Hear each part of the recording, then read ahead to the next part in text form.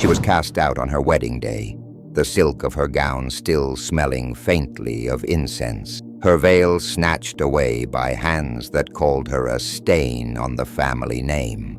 They shut the great oak behind her and turned their faces toward the feast, as if the exile were already a forgotten stain. But the story that follows is not about a bride who vanished. It is about a woman who learned, in the long hours beneath stone walls and smuggling rain, how to make a whole court pay for the way it chose to forget her. By the time she came back, the hall that had eaten her laughter would not recognize its own shadows. Betrayals that seemed small, an insult over wine, a ledger entry, the clinking of a ring, were the kindling for a return that would be measured in heat and consequence. This is a tale of a throne's fragile dignity, of a private oath turned public ruin, and of a love warped into something too dangerous to forgive. If you want the full, unvarnished truth, the names, the whispers, the moment the gates opened, subscribe now and join us as we peel back the gilding and follow the bloodline of treachery. They pushed her through the oaken gate as if the act could erase a life. The villagers remember the scent of burnt tallow from the torches, the way the rain stitched itself into her hair, the soft lift of her veil as it snagged on the iron ring and tore. There were faces at the battlement, cousins who would not look at her, a sister who let her hands fall like a rope, and the one who should have stood in front of her, the man whose name she had learned the week before, turned his back and drank. They called it scandal, a missing dowry chest, a whispered accusation of a message found in a stranger's sleeve. What mattered, in the cold geometry of that courtyard, was that they required a scapegoat. They made her into one. Exile is not theatrical, it is arithmetic, the slow subtraction of status, the barter of dignity for shelter. She learned that in the first winter, when a landlady in a port town saw in her the same silk torn by weather and took pity by teaching her to tally ledgers, ink and numbers became her new liturgy. Where once she had been schooled in needlework and courtly reply, she now read balance sheets by candlelight, learned the cadence of debt, who owed whom, what favor was tradable, which oaths could be purchased with a single shipment of silk. In the alleys behind the market, she learned names that did not appear on rolls, brokers who could buy silence, sailors who moved letters like contraband, a widow of the caravan who taught her how to read a man's intentions from the stitch of his glove. It is dangerous, in the way of facts, to assume malice or pity belong to strangers. She found both. Some offered food and wanted nothing in return. Others handed her opportunity disguised as kindness. She married once more, in a small chamber beneath a roof of reeds, not for love but for papers, a marriage that gave her citizenship in a trading guild, access to a ledger room, a key stamped with a merchant's mark. She learned the language of ports and interest, and how loans could be a crown's hidden artery. She learned, too, that the castle that had rejected her also had fingers in those ledgers. The regent's house kept accounts at the same counting house that sent her husband a monthly remittance. The steward who had read aloud her disgrace at the feast had a ledger line for a one-time payment, hush money. Memory sharpens under necessity. She did not return with firebrands or a banner. She returned with folios, narrow sheets of paper that tracked the flow of money through the region like veins on a palm. She carried the knowledge that a kingdom that could not pay its debts was a brittle thing. She had spent 3 years converting humiliation into an apparatus, friends who owed her, merchants whose profits would drown a noble house, and a single chest of ledgers that named names in an undecorated hand, creditors, bribes, the precise receipts for a supplementary exile fee paid on the morning of her wedding. Her arrival was quiet. No trumpets announced her. Instead, a caravan's wagon rolled up the approach, and the caravan master, a broad man with a forehead pocked by smallpox, stepped forward with the chest. She walked beside him, the ruined silk of her skirts hidden beneath a merchant's cloak, and when the doors opened, she saw the same long table, the same banners, and at the head, the same faces who had watched her leave. It should have been a smaller thing to stand again where you had been abandoned. A word, perhaps a demand, maybe a plea. She had rehearsed speeches in the stillness of warehouses, ironed the cadence of accusation so it would cut with precision. They welcomed the wagon as they would any supply, a nod to trade, a murmur of gratitude for grain or cloth. The steward took the chest under the supposition it contained bills. He grunted a command and ordered the seals broken so he could audit payment. That was when the ledger fell open like winter. Ink that smelled faintly of a different river named each man at that table. The regent's name appeared beside a number and an annotation. For the matter closed. See morning docket. Next to the steward's name, for services rendered, extra. The line beneath it read, in a hand she recognized because she had traced it once as a child, tracing a parent's promise. Payment received for Lady Aliyah, exile enforced. Silence is a sound in a hall used to feasting. They looked at ink the way they might look at a blade. The regent laughed first, a short, unconvincing thing, and told the steward to close the chest. But arithmetic is blunt. The ledger kept other things, too. It showed a chain of transfers which ended strangely at the house of the man who had signed for her dowry. He had not simply stood aside on the day she was cast out. The ledger said he had drawn the purse and handed it over. He had been paid to make his bride disappear. Her hands were steady when she pushed the folio toward the regent. You keep the crown from knowing it is poor by borrowing from men who make fortunes while we eat credit, she said. Her voice, taught by years of counting and bargaining, did not shake. You paid for me to be made shameful. You treated my life as currency. For a heartbeat, the men around the table were boys again, painted by shame. A cousin stood up, ready to strike, and the regent's face was a map of something like fear. But before anyone could close the heavy doors, before the steward could bargain for the chest to be taken away and burned, a squire in the gallery, pale with haste, let out a sound like a bird in a trap. He pointed toward the inner corridor. A page dropped down the steps, his cloak spattered with something that was not ink.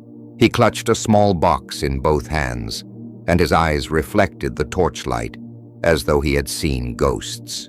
"My lord," he said to the regent, "the king's chamber. He is calling and—" His sentence tore off. The plate in his fingers clattered to the floor.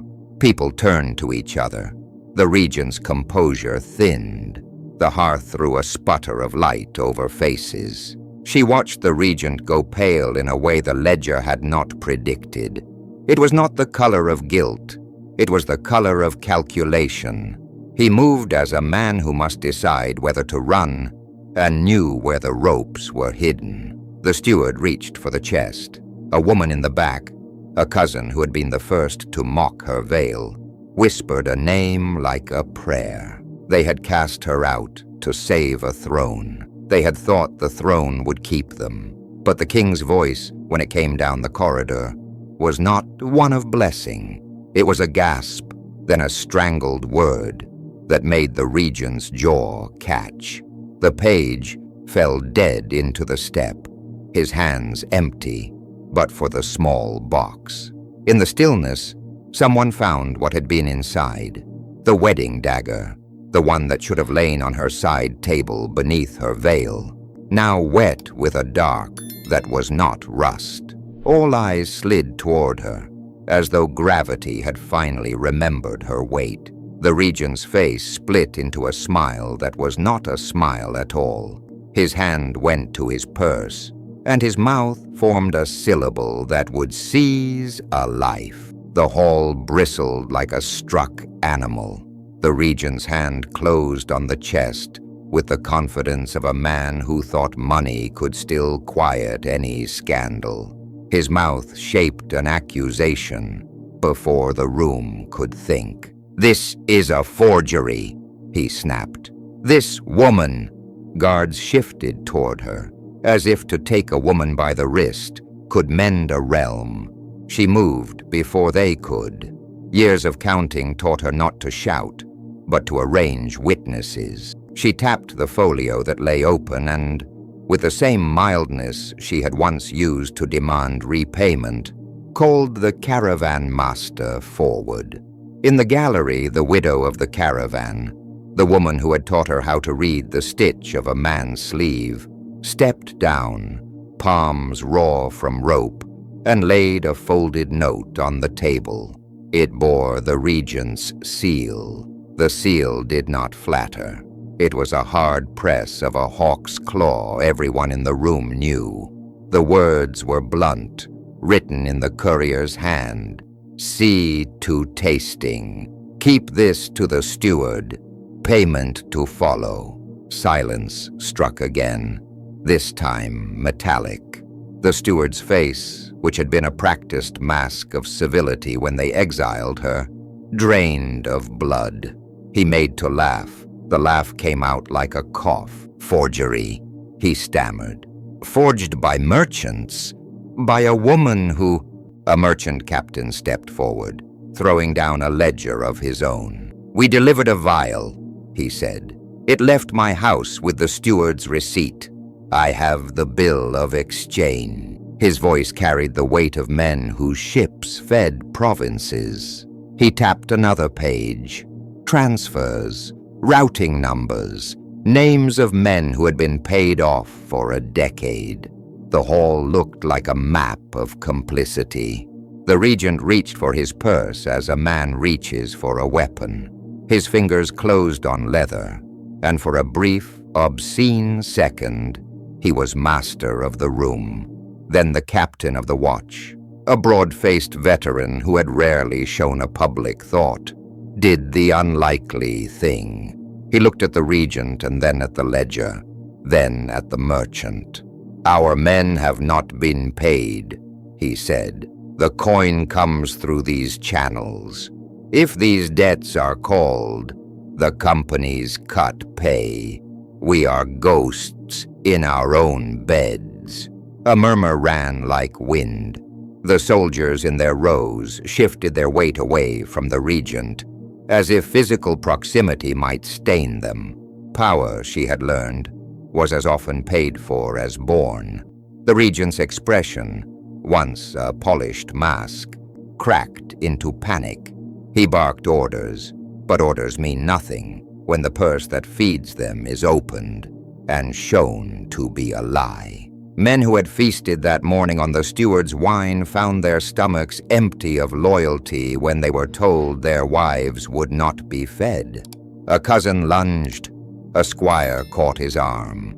The regent's hand, the same that had signed to exile her, trembled. It should have been enough. The ledger, the sealed note, the merchant testimony. This arithmetic of guilt ought to have unmade him. But the hall had not yet yielded its worst. A servant stumbled in from the inner corridor, eyes blown wide and cheeks streaked. He carried a cup soiled with a drying dark, and behind him, The doors to the king's chamber were thrown wide. They saw the king as the common people had rarely seen him, not in ceremonial gold, but pale, slumped against the high bed, a thin stream of red darkening a white cuff. The cup from which he had drunk lay overturned. The room smelled of ale and saffron, and the faint, bitter scent of oil. For a moment, men forgot to accuse. They only attended to the simple fact of death, and to the bride who had been cast out years before. The page who had run in earlier was not simply a courier with bad news. The small box he had carried, the one that had tumbled and spilled the wedding dagger, was the same instrument that now stained a king's bedding. The same blade that should have been resting on a bride's table lay in the chamber, and the hand that had held it trembled with the inertia of a terrible ceremony. No one moved to explain. The steward's face folded like paper. When the king's chest rose for the last time, he found the strength to whisper a name. It was not the regent's. It was the name of the man who had turned his back on her the night she was cast out. The man who had raised a cup while she stood shivering beneath the oak. Heads turned, the hall twisted toward an old face. The man who had signed for the dowry, who had grown to stand in the shadow of a throne, sagged, and his hands went instinctively to his breast. Blood spread between his fingers. He had been paid to make her disappear, yes, but the ledger had not recorded what guilt does with itself afterward. The king's life had become a ledger entry too. In the hush, he croaked, "Aliyah." Whether it was an apology, a plea, or simply the poor labor of a dying throat, no one could tell. The man who had once turned away now looked at her as if the world had narrowed to the single person he had wronged. It was then the regent decided to speak not with coins, but with a sword. He twisted toward the doors, attempting flight. Men who once ate at his table seized him. Merchants produced their own writs. The captain of the guard, faced with broken coffers and a dead king, bound the regent's wrists with a rope that had fed neither bribery nor favor. The steward screamed for mercy and was met with a ledger and a stone of silence. She stood between the high table and the bed, the woman once cast out, the woman whose gown had been torn by an iron ring. Around her lay the ruin of an order built on purchases and hush payments. In the sudden light, she felt the weight of what she had done.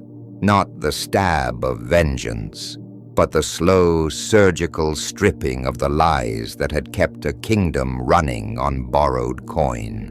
She had not returned to reclaim a chandelier or a place at a feast. She had returned to show the math of their shame. When the regent was led away, hands bound, and the steward stumbled toward a fate of questions, she did not feel triumph. There was only the thud of consequence. Men who had once laughed at the stain on her veil would now find the stain on their own hands until it washed out. There is a lesson that comes from such days. Power that buys silence trades longevity for rot. If you let debt and bribery run the arteries of rule, the body will die. If you place faith in spectacle rather than truth, the court will remember only how it ended. History, like a ledger, is uncompromising. If this story gripped you and you want more stories that unlace power, betrayal, and the human cost of rule, subscribe to our channel. We peel back the gilding so you can see the seams beneath.